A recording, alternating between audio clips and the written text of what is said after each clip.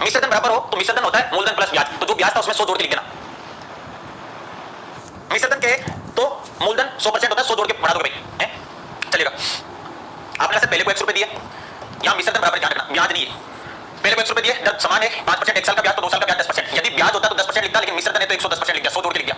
दूसरे को 22 रुपए दिए, 1 साल का ब्याज कितना, 1 साल का ब्याज 5% तो 3 साल का ब्याज 15%, मिश्र धन है तो 115%, दोनों के मिश्र धन बराबर है, बराबर रख दिया। ब्याज होता तो x का 10%, x का 10%, ब्याज होता तो x का 10% बराबर होता y के 15% के। मिश्र धन है तो 110% बराबर होगा 115% के, 100 जोड़ के लिख दिया, क्योंकि मिश्र धन है तो मूलधन 100% होता है, जोड़ के लिख दिया। x और y के मान निकाल दोगे यहां से, इसे 115/110, 115/110, 5 का भाग दिया, 5 दूनी 10, एक बच्चा 5 3 15, 5 दूनी 10 22, दोनों का टोटल 45, और 45 इकाई का मान कितना है 32400,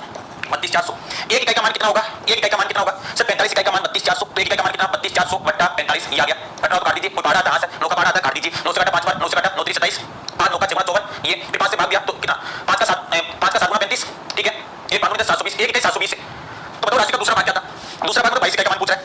एक इकाई जो है 720 है, तो 22 इकाई किसके बराबर होगा 720 गुना 22, 0 22 का 44, 4 22 का 7 गुना 154 और 4 158, 15840, 15840 बिल्कुल परफेक्ट है भाई, 15840 बिल्कुल परफेक्ट है। मिश्र धन लिखा हो तो मिश्र धन बराबर, सर कुछ लोग बोल रहे हैं कि मेरे को छोड़ दो आपका सिलेक्शन